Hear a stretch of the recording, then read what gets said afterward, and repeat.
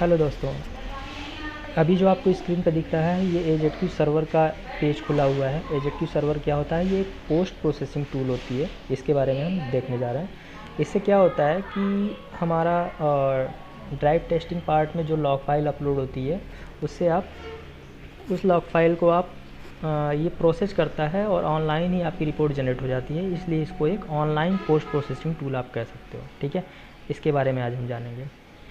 इसको online post processing tool क्यों कहते हैं मैं बता दे रहा हूँ। ऑनलाइन पोस्ट प्रोसेसिंग टूल ये इसलिए होता है क्योंकि इसमें डाटा ऑनलाइन अपलोड होती है और आप ऑनलाइन ही रिपोर्ट निकाल सकते हो। ठीक है, जैसे आपने हुआवे में देखा होगा, अगर हुआवे पे किसी ने काम किया होगा तो उसको पता होगा कि उसमें आप जेनेक्स असिस्टेंट एक सॉफ्टवेयर यूज करते थे। ठीक है, वो भी पोस्ट प्रोसेसिंग टूल ही था, बट वो ऑफलाइन था क्योंकि वहाँ पे क्या होता था कि लॉग आप डीटी से मैनुअली लेते थे। ठीक है, मैनुअली लेके वो जो जेनेक्स असिस्टेंट टूल था उसमें आप इंपोर्ट करते थे। ठीक है, इंपोर्ट करते थे और फिर उसको प्रोसेस करते थे और फिर प्रोसेस होने के बाद वो आपको रिपोर्ट दिखाता था। मतलब जैसे आपको RSRP की प्लॉट देखनी है, अगर LT की ड्राइव है, RSRP PSINR की कुछ भी प्लॉट देखनी है तो आप उसको प्रोसेस करने के बाद और फिर देख पाते थे आप मैनुअली।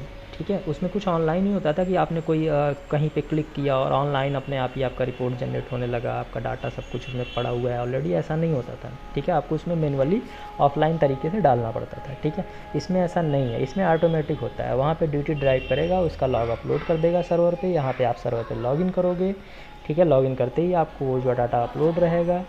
ठीक है, जिस डेट में अपलोड हुआ है, जिस तरीके से आपके सर्वर पे अलग अलग, कई सर्वर में अलग अलग तरीके से, जैसे असिस्टेंट पे ही था आपका जेनेक्स क्लाउड था, वो भी एक ऑनलाइन पोस्ट प्रोसेसिंग टूल होती थी, तो उसमें दूसरे तरीके से ऑप्शंस होते थे किसी भी डाटा को सर्च करने के लिए। जेडक्यू सर्वर में किसी भी डाटा को सर्च करने के लिए, जो साइट पे आपका ड्राइव हुआ है उसका डाटा सर्च करने के लिए, लॉग फाइल देखने के लिए उसका दूसरे तरीके से सर्चिंग ऑप्शन होती है, उसमें दूसरे तरीके से, मतलब वो अपना अपना एक सर्वर पे बनाया गया अपना एक तरीका है। ठीक है, बट ये क्या है, बेसिकली एक ऑनलाइन पोस्ट प्रोसेसिंग टूल होती है।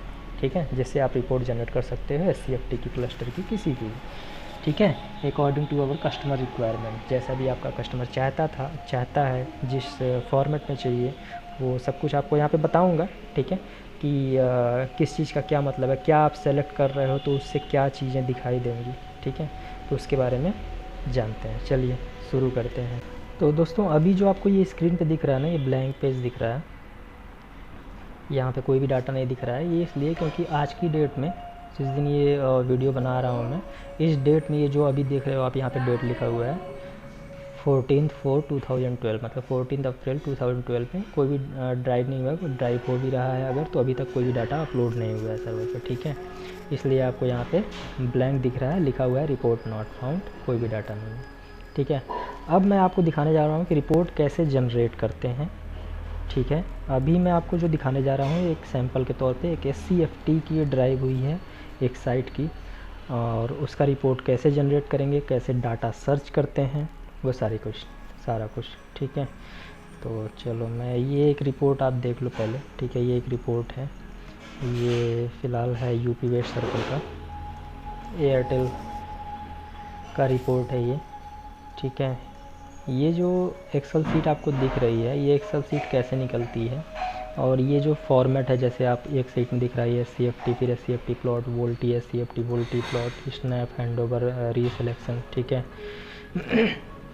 तो ये जो आपको फॉर्मेट दिख रहा है ना एक्सेल शीट में, जैसे यहाँ पे इसके वोल्टी प्लॉट है, इसके बगल में वोल्टी SCFT है, यहाँ पे कुछ और क्यों नहीं है।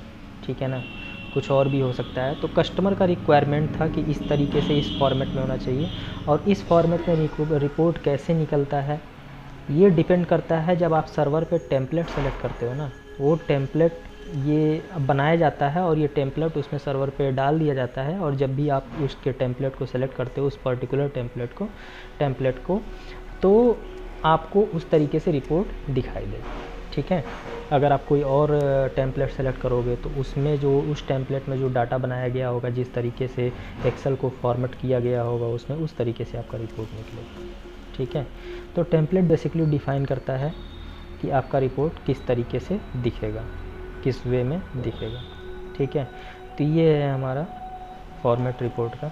इसमें लास्ट शीट जो है वो लॉग लिस्ट की है। इसमें आप देखो, हम रिपोर्ट पहले से टीम ने निकाल के रखा है। ठीक है, तो ये जो लास्ट है उसमें मैं आपको डाटा कैसे सर्च करना है सर्वर पे वो मैं बताना चाहता हूँ। देखो यहाँ पे ये ड्राइव कब हुई है, यहाँ पे लिखा हुआ है 2022-04-07, मतलब 7 अप्रैल को ये ड्राइव हुई है। देखो ये सारा जो लॉग फाइल नाम है जो डीटी ने नेमिंग किया है जब भी लॉग फाइल अपलोड करता है, ठीक है, तो नाम लिखता है कि ये लॉग जो मैं अपलोड कर रहा हूँ वो किस चीज़ का है, यूएल ड्राइव का है या किस चीज़ का, स्टैटिक का है, वो ऐसे एक नेमिंग कर देता है और जनरेट करने वाला प्रॉपर उसको समझ सके कि ये लॉग फाइल किस चीज़ का है, ठीक है ना। तो ये लॉग फाइल नेम है, ये लॉग फाइल किस डेट में हुई है, टाइम सब प्रॉपर लिखा होगा, कब स्टार्टिंग टाइम है कब एंडिंग टाइम है, ठीक है। और यहाँ पे IMEI भी लिखा हुआ है कि किस हैंडसेट से ड्राइव हुआ है, जिस हैंडसेट से ड्राइव हुआ है। जैसे अगर एक DT 2 या 3 हैंडसेट यूज कर रहा है तो प्रॉपर उसका यहाँ पे IMEI भी दिखेगा। IMEI के बाद अंडरस्कोर, उसके बाद डेट, IMEI के बाद स्पेस है, फिर डेट है, अंडरस्कोर मंथ, अंडरस्कोर ईयर और टाइमिंग, ठीक है। तो IMEI हमारा ये है जो अभी आपको दिख रहा है, ये लास्ट में 7533, ठीक है, 7533। और उसके बाद लास्ट में एक और IMEI हमें डिफरेंट मिल रहा है 1611, ठीक है। इसके बाद कोई IMEI नहीं यूज हुआ है, 2 हैंडसेट से किया गया है ये ड्राइव, ठीक है। एक का है 7533 और दूसरे का है 1611, ओके। तो क्यों इस पे ध्यान दे रहा हूँ मैं IMEI पे, क्योंकि जब भी आप AZQ में डाटा सर्च करोगे तो अगर आपको IMEI पता है कि किस हैंडसेट से ड्राइव हुआ है तो आपको सर्च करने में ज़्यादा कठिनाई नहीं होगी, ईजिली आप उसको सर्च कर सकते हो डाटा, ठीक है। चलो अब सर्वर पे चलते हैं और देखते हैं कैसे सर्च करना है। देखो ये जो विंडो खुला हुआ है यहाँ पे टुडे पे क्लिक करोगे तो टुडे का डाटा दिखेगा, ऐसे जाओगे तो आप एक दिन पीछे चले जाओगे, ठीक है। इस पर फिर से क्लिक करोगे तो फिर से प्रीवियस डेट का दिखाएगा, ठीक है। ये कुछ ऑप्शन है। तो हमें अभी कहाँ जाना है डाटा सर्च करने के लिए, सर्च में आपको ड्रॉप डाउन का ऐसे बना हुआ है ऑप्शन, जैसे ही क्लिक करोगे आप एक विंडो खुल जाएगा, ठीक है। उसके साथ ही इसमें आप सर्च करने के लिए किस किस चीज़ पर ध्यान दोगे। अभी रिपोर्ट सर्च करने के लिए ऑपरेटर में जाओ, एयरटेल की रिपोर्ट है, एयरटेल। देखो मैंने क्या किया, इसमें एयरटेल AIR लिखा, ठीक है। एयरटेल से का सारा आ गया, उस ऑपरेटर के जितनी भी कोडिंग होगी और सबको चेक ऑल कर दिया, ठीक है, सारा सेलेक्ट हो गया। फिर यूनिट नेम में ही हम अपना IMEI डालेंगे कि किस हैंडसेट से हमारा ड्राइव हुआ है उसकी IMEI डालोगे, उसका डाटा हमें सर्च करना है, ठीक है।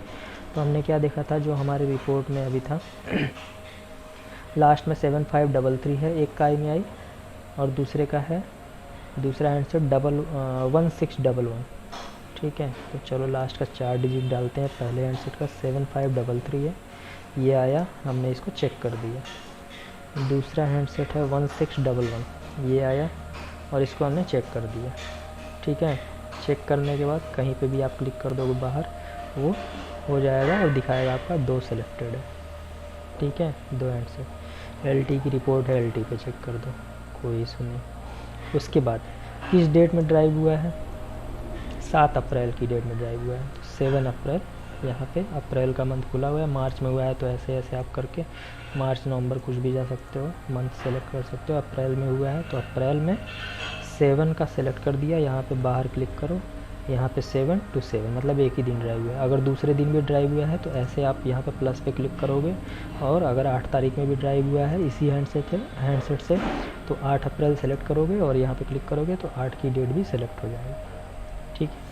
अगर 3-4 दिन में ड्राइव हुई है एक ही साइट की, जैसे 7 को भी हुआ ड्राइव, 8 को भी हुआ ड्राइव, 9 को भी हुआ ड्राइव, तो आप सीधे एक रेंज सेलेक्ट कर लो कि 7 से लेके इसमें आ जाओ 10 तारीख तक ड्राइव हुआ है, ठीक है, इस हैंडसेट से।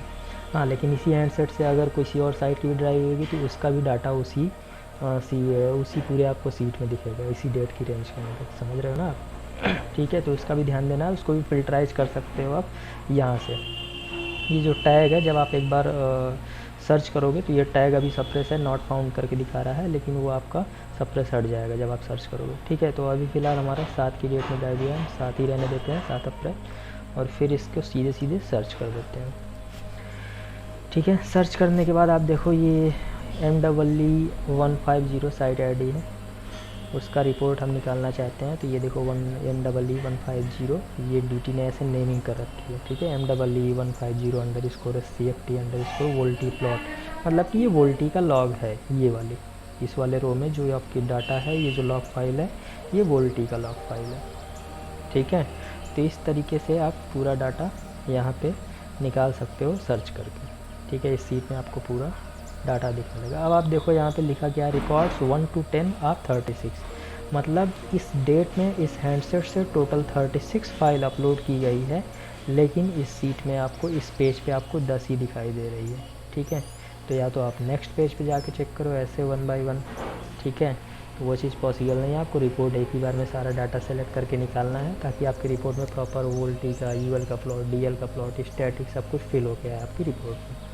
तो उसके लिए आप यहाँ पे सेलेक्ट कर लो जो मैक्सिमम है 2000 डाटा हमको एक ही पेज में दिखा दो भाई, ठीक है। तो 2000 रो के लिए आपने सेलेक्ट कर लिया, 2000 है नहीं, केवल 36 रो में आपका डाटा है, तो 36 टोटल आपको एक ही पेज में दिखने लगा, ठीक है। रिकॉर्ड्स 1 to 36 और 36 का पूरा डाटा आपको दिख रहा है इस पेज में, ठीक है। अब हमें निकालना है रिपोर्ट, ठीक है।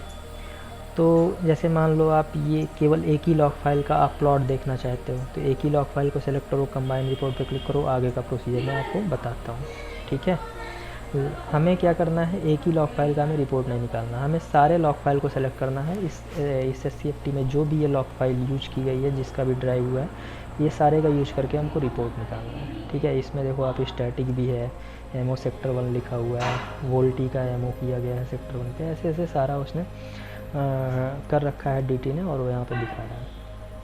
एक चीज़ आपको और बता देता हूँ, इसमें देखो आप रो में टाइमिंग भी लिखा रहेगा कि वो लॉग फाइल कब से कब तक बनाई गई है, मतलब किस डेट में और किस टाइमिंग पे। जैसे 7 अप्रैल की डेट में 19:23 से 19:26 तक ये लॉग फाइल रिकॉर्ड की गई है। 19:23 मतलब ये 24 आवर फॉर्मेट में टाइमिंग लिखा हुआ है, तो ये हुआ आपका 7:23 से 7:26 तक ये लॉग फाइल रिकॉर्ड की गई है, ठीक है। इसमें जो स्क्रिप्ट सेलेक्ट की गई है, यहाँ पे स्क्रिप्ट लिखा हुआ है, जो स्क्रिप्ट थी, मतलब स्क्रिप्ट नेमिंग आप देख सकते हो कि क्या DT ने स्क्रिप्ट लिया है, 4G Airtel VoLTE MO mobility EI, ठीक है। ये स्क्रिप्ट की नेम थी, ठीक है। यहाँ पे स्क्रिप्ट का नाम लिखा रहेगा, और जस्ट उसके ऊपर DT ने क्या नेम से लॉग फाइल सेलेक्ट किया है, किस नाम से लॉग फाइल को अपलोड किया है, यहाँ पे आपको नाम दिखाई, ठीक है। तो ये हो गया चीज़ें।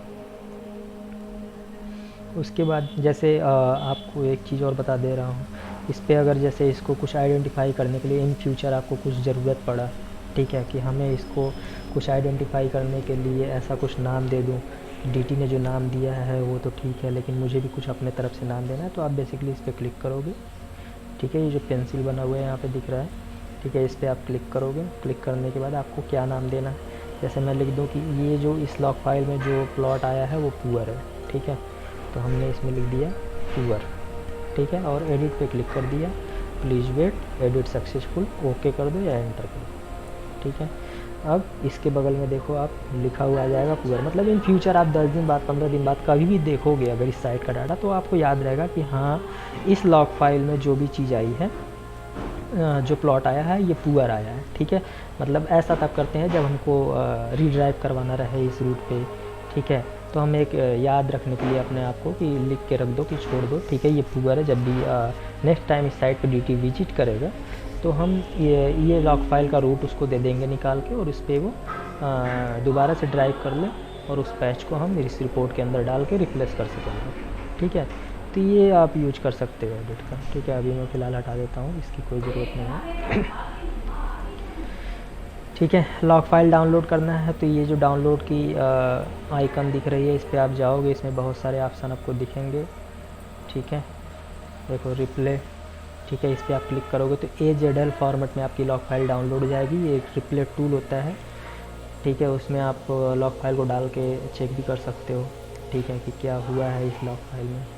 AZM के फॉर्मेट में भी डाउनलोड कर सकते हो लॉग फाइल को, ठीक है। तो ऐसे कई सारे ऑप्शन है, PPT, PDF, CSV, Google Earth के फॉर्मेट में भी डाउनलोड कर सकते हो, ठीक है, निकाल सकते हो आप, ठीक है। तो अभी फ़िलहाल हम चलते हैं रिपोर्ट की तरफ कि रिपोर्ट कैसे जनरेट होगा। Let's see. आपको सारे लॉग फाइल सेलेक्ट करनी है। आप सबसे ऊपर वाला जो ये चेक बॉक्स है इस पर आप चेक कर दो, ठीक है। सारे लॉग फाइल एक ही बार में सेलेक्ट हो जाएंगे, 1 बाय 1 आपको करने की ज़रूरत नहीं है, ठीक है। सारे लॉग फाइल सेलेक्ट हो गए। अब आप रिपोर्ट जनरेट करने के लिए क्लिक करोगे कंबाइन रिपोर्ट पे। कंबाइन रिपोर्ट पे जैसे ही आप क्लिक करोगे एक विंडो उसके ऊपर खुला हुआ दिखाई देगा। इसमें दिखाएगा आपको नंबर ऑफ लॉग 36 है।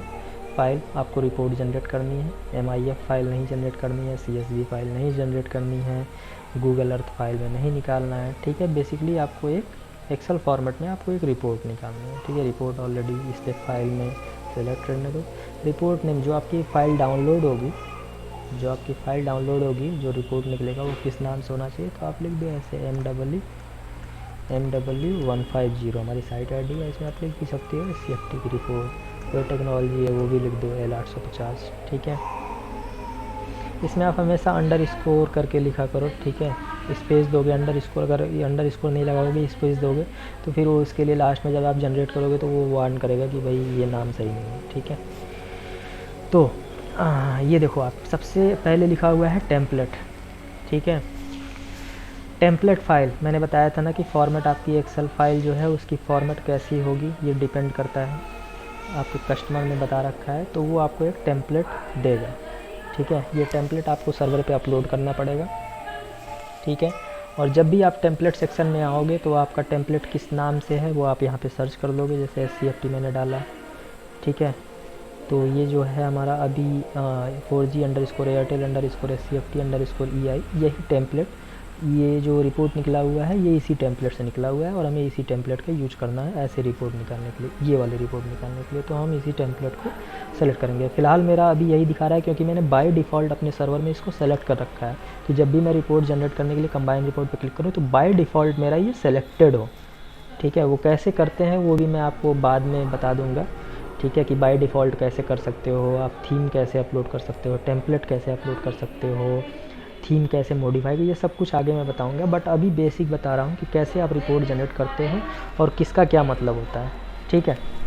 तो ये टेम्पलेट आपको दिख रहा है। टेम्पलेट में अगर ये बाय डिफ़ॉल्ट आपका नहीं सेलेक्ट है तो आपको सर्च करना पड़ेगा। इसमें फ़िल्टर लगाओगे आप, जैसे मैं अभी लिख रहा हूँ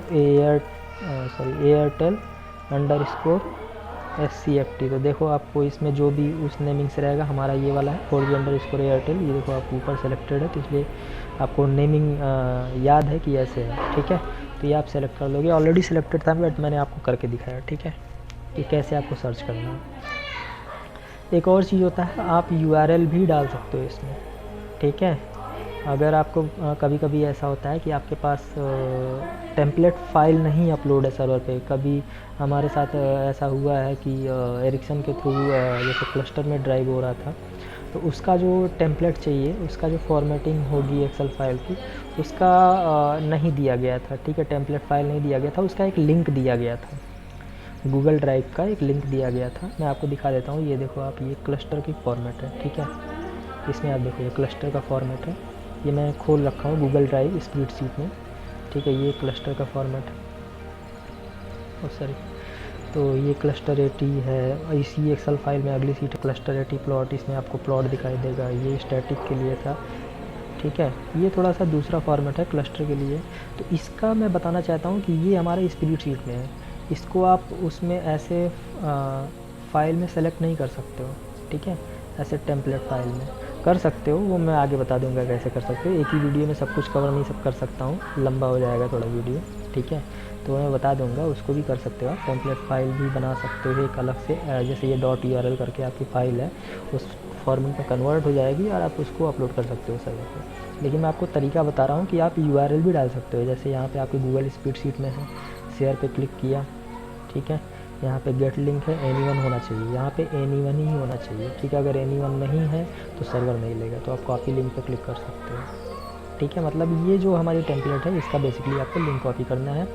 स्प्रेडशीट का लिंक कॉपी करने के लिए और भी कई तरीके हैं, ज़रूरी नहीं कि आप शेयर से ही करो, ठीक है। मैंने एक तरीका बता दिया। तो आप URL में आओगे और इस लिंक को कॉपी करने पर ऐसे यहाँ पे पेस्ट कर दोगे Ctrl+V से, ठीक है, ये पेस्ट हो जाएगा। तो फिलहाल हमें ये रिपोर्ट नहीं निकालना है, मैं बस बता रहा था कि आप URL भी डाल सकते हो, ठीक है। तो टेम्पलेट फाइल हमारा यही रहेगा। अब आते हैं थीम में। थीम भी आपको कभी कभी आपका जो कस्टमर होगा, जो क्लाइंट होगा, एरिक्सन होगा या नोकिया होगा, वो आपको प्रोवाइड कराएगा, अदरवाइज़ आपको बनाना भी पड़ सकता है, ठीक है। तो एक थीम होती है, मैंने बना रखा है ऑलरेडी NSPL_ दीपक के नाम से, वो थीम फाइल अपलोडेड है। ठीक है। थीम बेसिकली क्या होता है मैं बता देता हूँ। जैसे PCI का तो बाय डिफ़ॉल्ट ही आएगा, कोई इशू नहीं है। ये चीज़ जो रेंजिंग होती है ना, वो मैं बात कर रहा हूँ। PCI का ये बाय डिफ़ॉल्ट है, लेकिन देखो आप ये RSRQ की प्लॉट है, RSRQ के प्लॉट में ये देखो कुछ रेंजिंग होती है। मैं जूम करके दिखा देता हूँ। देखो 0 से -90 क्या है कलर इसका, ब्लू। -90 से -100 क्या है, डार्क ग्रीन। -100 से -105 लाइट ग्रीन। तो ऐसे ये रेंजेस डिफ़ाइन किए गए हैं RSRQ में कि किस रेंज से किस रेंज तक का कलर हमें क्या दिखे, ताकि हम एनालाइज कर सकें कि कहाँ पे वैल्यू ख़राब है, कहाँ पे वैल्यू अच्छी है। ठीक है। तो ये जो रेंजेज होते हैं, इसको आपने सुना होगा कहीं कहीं पे लीजेंड बोला जाता है, लेकिन इसी चीज़ को यहाँ पे थीम बोला जाता है ZQ सर्वर पे। ठीक है। तो यही होता है थीम। तो आपको किस तरीके से रेंजेज बनाना है, किस तरह से कलरिंग देनी है, वो आप बनाते हो थीम बनाने के बाद उसको सर्वर पे डाल के रखते हो, मतलब अपलोड करके रखते हो सर्वर पे उस थीम को, और वही थीम जो अपलोडेड है यहाँ पे आपको दिखेगा। ठीक है। जैसे बहुत सारे थीम हो सकते हैं, बहुत सारे थीम सर्वर पे अपलोड है हमारे इस सर्वर पे। SCFT के लिए ये वाली थीम बनी हुई है, इसको हमने सेलेक्ट कर लिया। ठीक है। 2G सेल फाइल की ज़रूरत नहीं है सेलेक्ट करना, क्योंकि हम 4G की रिपोर्ट निकाल रहे हैं। 3G सेल नहीं ज़रूरत है, 4G सेल में आ गया। 4G सेल फाइल में यहाँ पे आ गया, और शायद इस साइट का ऑलरेडी अपलोडेड है। सेल फाइल नहीं अपलोडेड है, क्योंकि MW150 में सर्च कर रहा हूँ तो सेल फाइल नहीं मिल रहा है मुझे। ठीक है।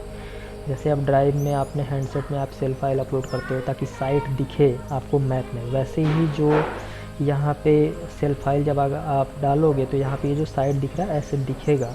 ठीक है। अगर सेल फाइल नहीं डालोगे तो केवल आपका ड्राइव रूट दिखेगा, ड्राइव प्लॉट आ जाएगा, बट आपको ये साइट नहीं दिखेगा, जैसे ये 3 पत्तियों के साथ दिख रहा है। ठीक है। तो उसके लिए आपको सेल फाइल सेलेक्ट करना पड़ेगा। सेल फाइल भी आपको सर्वर में अपलोड करना पड़ता है।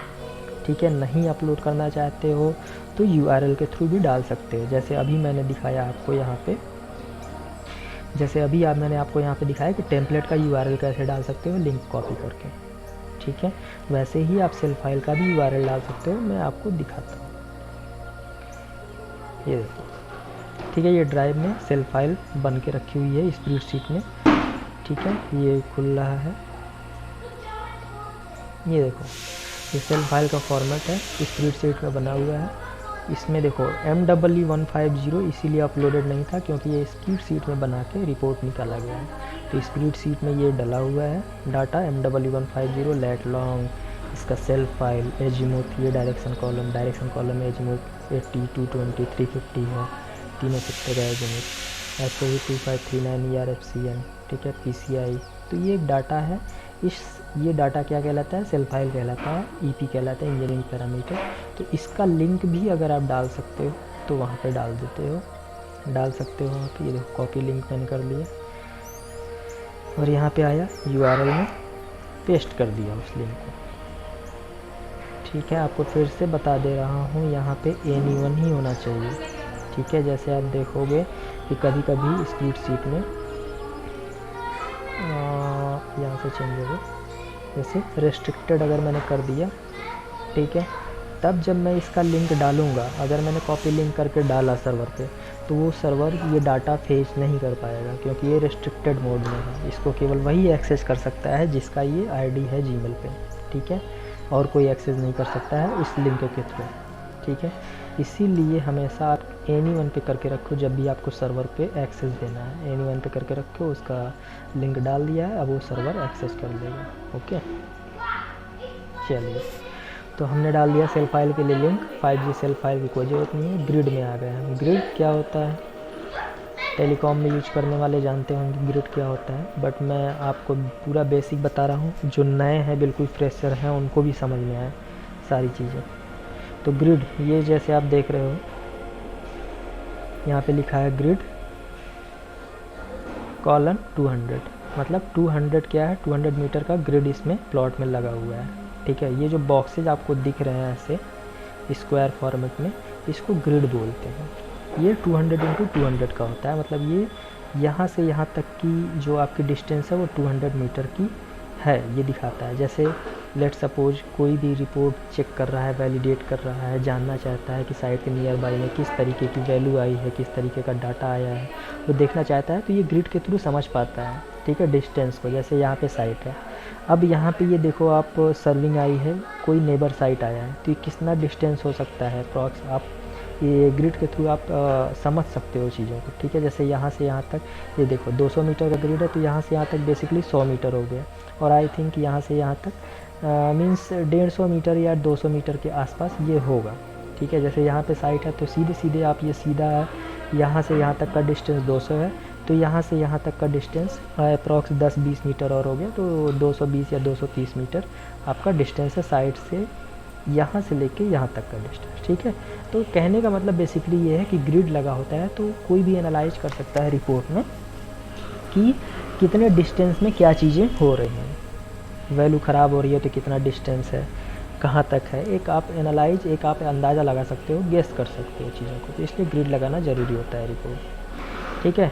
तो ये ग्रिड फाइल भी होती है, आप सर्वर में कैसे डालोगे, मैप इन्फो में बनाते हैं ग्रिड, और मैप इन्फो में बना के उसको जिप फाइल में करके सर्वर पे अपलोड करते हैं और फिर यहाँ पे सेलेक्ट करते हैं, ठीक है। तो हमारा बना हुआ है, ऑलरेडी अपलोड कर दिया गया है, तो हम यहाँ पे दोनों सेलेक्ट कर लेते हैं। दो जैसे पूरे जो यूपी वेस्ट सर्कल है वो एक ही साथ पूरा ग्रिड बनाया गया था, तो 2 फाइल करके अलग अलग डाली गई है, क्योंकि बहुत हैवी फाइल हो जा रही थी एक ही बार में डालने पे, ठीक है। तो इसलिए 2 बार में फाइल डाली गई है। आप दोनों सेलेक्ट करके रखो ताकि उसके बीच में, उस एरिया के बीच में कहीं भी ये साइट पड़ा होगा तो ये ग्रिड ले लेगा, ठीक है। हमने सेलेक्ट कर लिया। ग्रिड साइज जो यहाँ पे 200 लिखा हुआ है, 200, ये यहाँ पे तब आएगा लिखा हुआ जब आप सर्वर में यहाँ पे लिखोगे 200। अगर आप 200 नहीं लिखोगे तो यहाँ पे 200 लिखा हुआ नहीं आएगा, ठीक है। अगर आप लिखोगे तो लिखा हुआ है जो भी आप इसमें लिखोगे, जैसे 200 × 200 भी कई बार कस्टमर की रिक्वायरमेंट होती है कि भाई जो भी ग्रिड आपने लगाया है कितने मीटर का है वो वहाँ पे लिखा हो प्लॉट पे, ठीक है। तो वहाँ पे आप कैसे इंडिकेशन दे सकते हो, आपको यहाँ पे लिखना होगा, ठीक है। तो हर प्लॉट के ऊपर आपका इंडिकेशन दिखेगा, एक PCI के ऊपर 200, यहाँ पे RSRP प्लॉट के ऊपर भी 200, जो भी आपकी प्लॉट आएगी वहाँ पे लिखी होगी ग्रिड साइड, ठीक है। तो जो भी आप लिखोगे वहाँ पे आपको दिखाई देगा, ठीक है। ग्रिड सिलेक्शन हो गया। प्लॉट सेक्शन में हम आ गए, 1 बाय 1 सारे सेक्शन है यहाँ पे, तो प्लॉट सेक्शन में आ गए। प्लॉट सेक्शन में प्लॉट फाइल आपकी कैसी दिखेगी, ठीक है। जो रिपोर्ट में क्या होता है प्लॉट फाइल, ये देखो, ये जो चीज़ है ये, ठीक है ना, इसको प्लॉट बोलते हैं।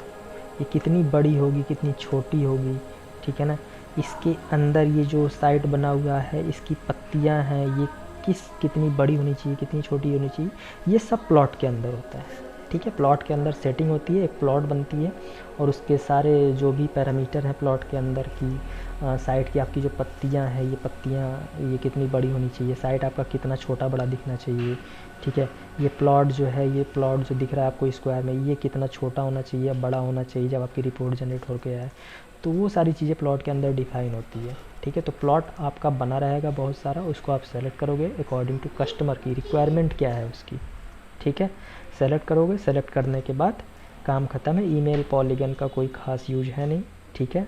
अगर कोई यूज होगा तो मैं आपको बता दूंगा इसके बारे में भी, अभी फ़िलहाल कहीं भी इसकी कोई रिक्वायरमेंट है नहीं इन सब चीज़ों की। तो प्लॉट तक ही आपका है, प्लॉट में आप सेलेक्ट करोगे और फिर कंबाइन रिपोर्ट पे आप क्लिक करोगे। जैसे ही आप कंबाइन रिपोर्ट पे क्लिक करोगे, रिपोर्ट जनरेट होना चाहिए, बट कुछ आ रहा है message, can not create the authorization file. क्यों आ रहा है ऐसा?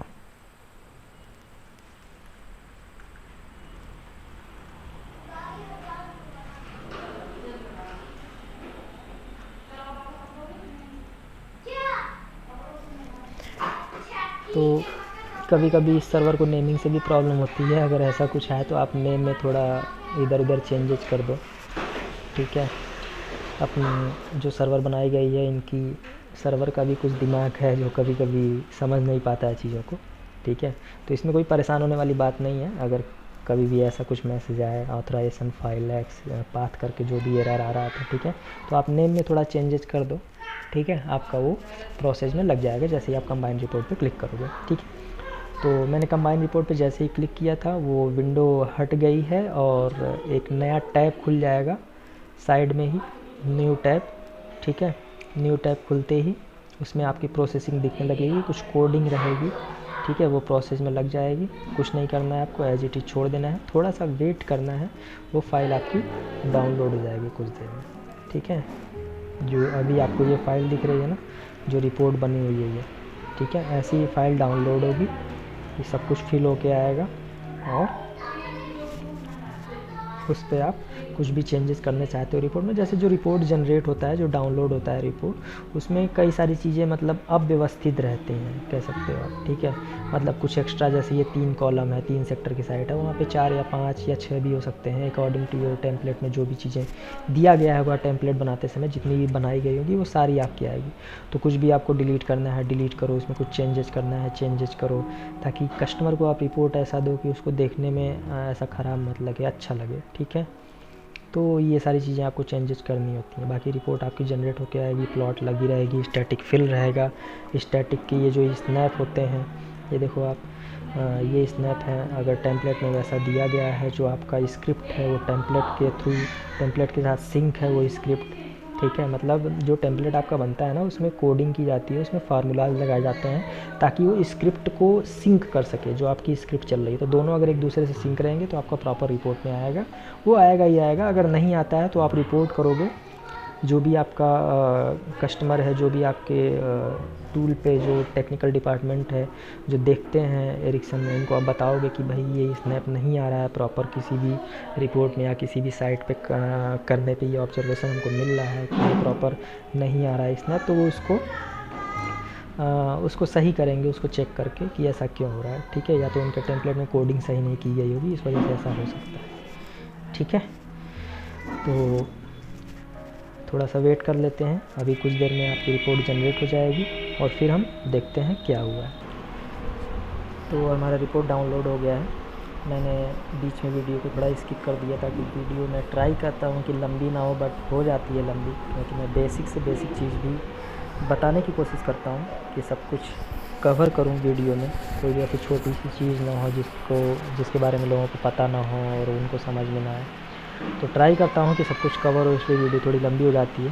तो ये हमारा रिपोर्ट डाउनलोड हो गया है, ये देखो आप, MEE150_SCF करके नाम है, SCFT नाम दिया था, बाद में मैंने उसको बैक स्पेस करके हटाया था नाम को, कुछ एरर आ रहा था। तो ये यहाँ पे प्रोसेस हो रहा था, वो बंद हो गया है और रिपोर्ट डाउनलोड हो गया है, ठीक है। अब हम इसको ओपन करके चेक करते हैं। ये एक्सेल फाइल ओपन हो गई है,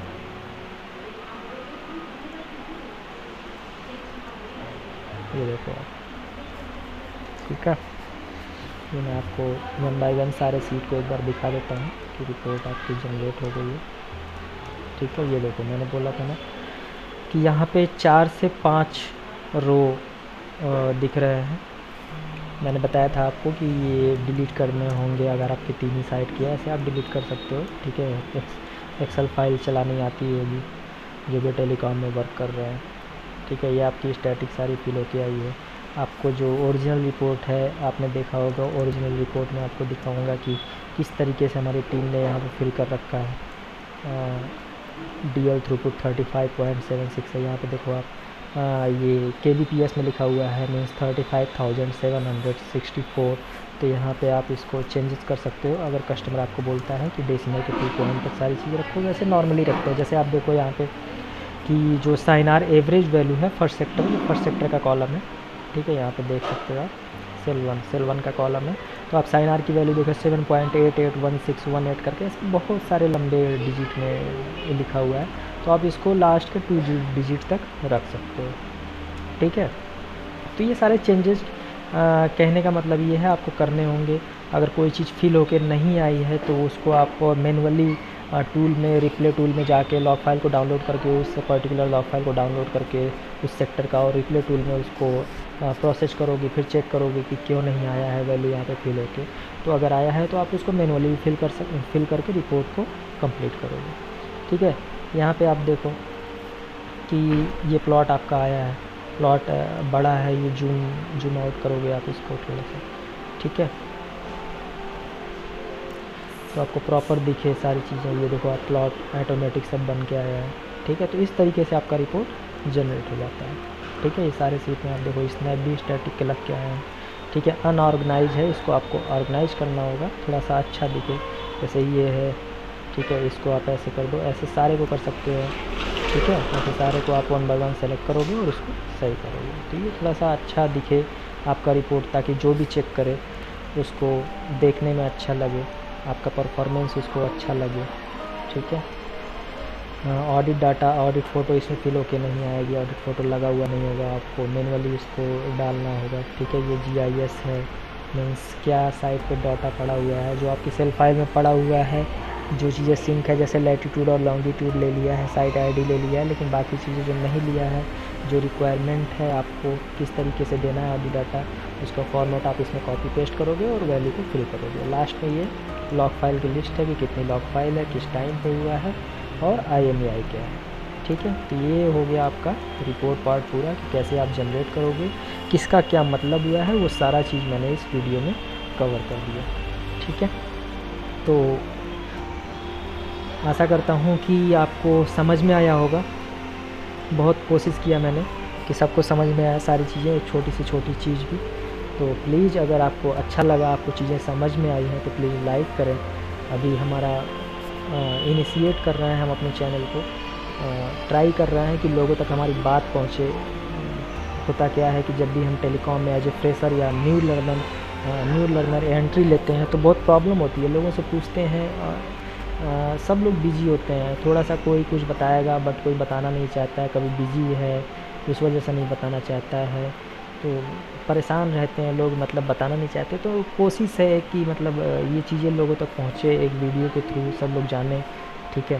तो प्लीज़ अगर आपको अच्छा लगे तो आप लाइक करें और लोगों तक भी शेयर करें इस चीज़ को, इस वीडियो को, जिसके जो भी ज़रूरतमंद है उनको तक पहुंचाएं। अगर आपको अच्छा नहीं लगता, अगर आपके पास किसी तरीके से ये वीडियो पहुंचा है, तो जो ज़रूरतमंद है, जो इस फील्ड में है, उनके तक ये वीडियो पहुंचाएं और उनको इससे नॉलेज मिलेगी। उस फील्ड में हैं, अगर वो फील्ड जॉब कर रहे हैं या ऑफिस जॉब कर रहे हैं, उन दोनों के लिए नेसेसरी है, उन दोनों को इसकी समझ होनी चाहिए, ठीक है। Okay, thank you.